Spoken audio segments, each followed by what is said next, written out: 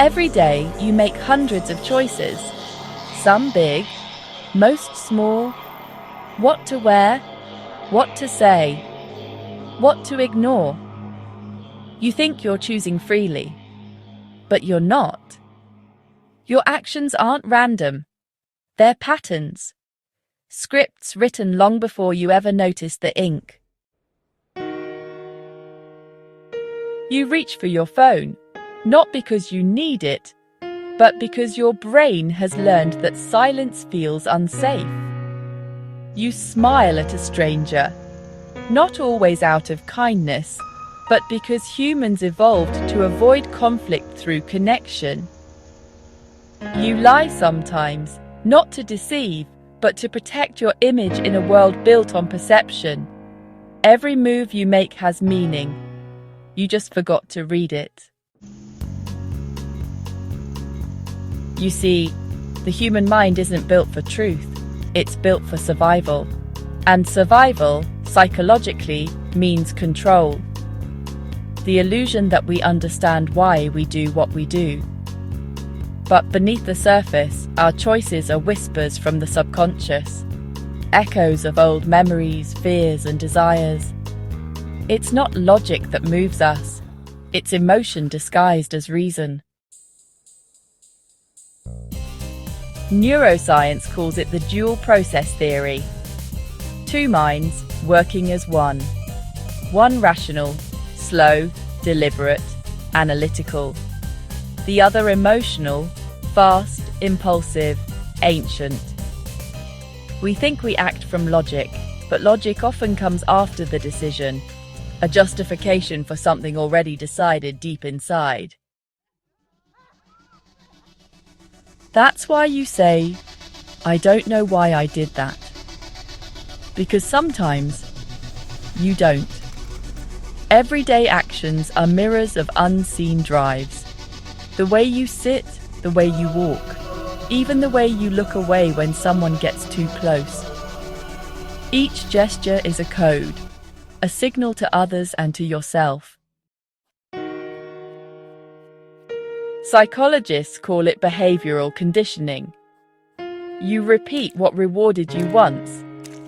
You avoid what hurt you before. You touch your face when you're nervous. A self-soothing behavior from childhood. You cross your arms in discomfort. A subtle armor of the body. You stay quiet when you want to speak. A learned reflex from a time when silence was safer. You are not random, you are remembered patterns. But if everything you do is a pattern, then who are you beyond them? The truth is both freeing and terrifying. You are the sum of your subconscious habits until you decide to rewrite them. That's where awareness begins. Not in judging what you do, but in observing why. Why do you overthink small things? Why do you repeat old mistakes? Why do you chase people who make you feel unseen? Because every behavior once served a purpose. Even the ones that hurt you now once protected you before. The mind doesn't update easily. It keeps old survival codes even when the danger is long gone. Inside your brain there's a system called the basal ganglia. It stores habits, not as memories, but as loops. Cue, routine, reward.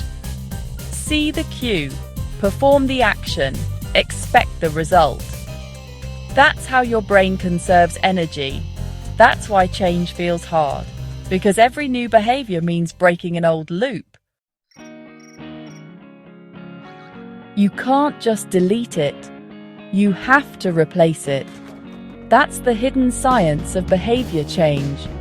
You don't fix the mind by force. You retrain it by repetition. Awareness is the first spark. Consistency is the fire that follows. But there's something deeper than habit, deeper than dopamine. its identity. Because the human mind doesn't act against its own story. You behave according to who you believe you are. That's why diets fail, why resolutions fade, why goals lose meaning. You can't become someone new while believing you're still the old you. To truly change your behavior, you must first rewrite your self-image. The story you tell yourself when no one's listening.